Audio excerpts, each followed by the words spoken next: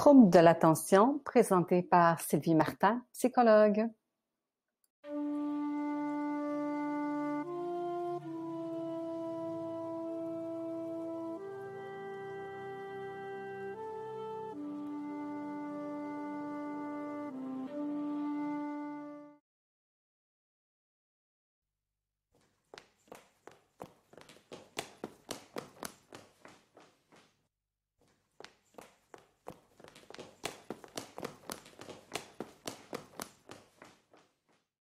Source du TDAH.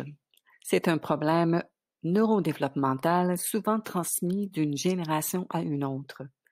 Le soutien des parents joue un rôle important dans le développement de l'estime de soi. Habituellement, les symptômes sont observables avant l'âge de 12 ans. Le TDAH ne disparaît pas à l'âge adulte. Avec les années, l'agitation, la bougeotte serait moins intense. Les types d'attention.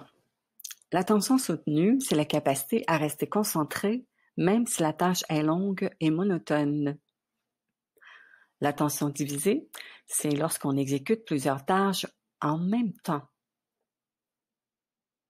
L'attention sélective, c'est la capacité à se concentrer malgré plein de stimuli autour.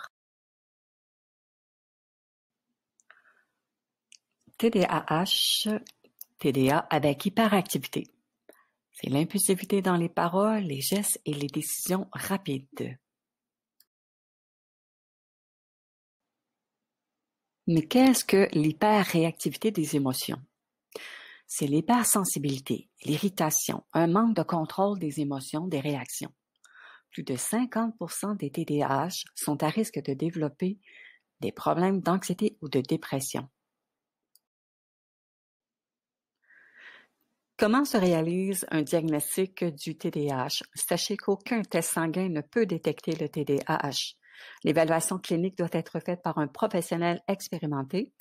Il cherche à comprendre ce qui explique le mieux les symptômes et s'ils nuisent au fonctionnement soit personnel, familial, conjugal, social ou professionnel.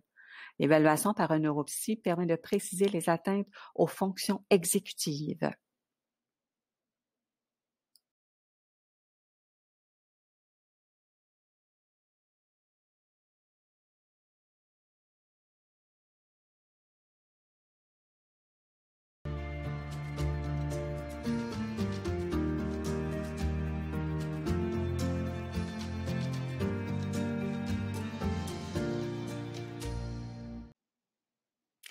Stratégie pour le TDAH. Pour libérer la mélatonine, favorisant le sommeil, relaxez, méditez, dormez bien. Aucune stimulation 1 heure avant d'aller au lit.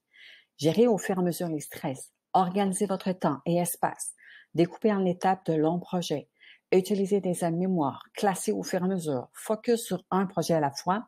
Gérez vos émotions. Bougez pour vous dégourdir. Choisissez un problème à résoudre. Dédramatisez et utilisez l'humour pour transformer votre perception. Écrivez des scénarios de solutions même si c'est farfelu. Pour chaque scénario, écrivez les avantages et désavantages. Faites-vous confiance et choisissez une option. Passez à l'action. Évaluez les conséquences de votre décision.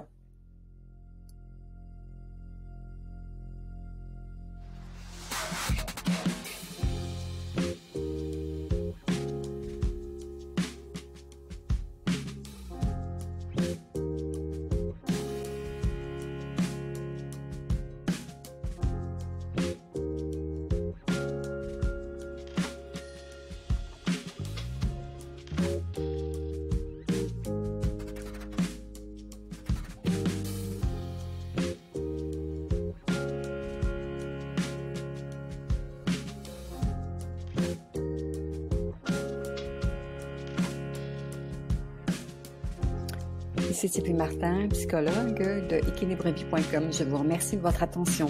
Au revoir.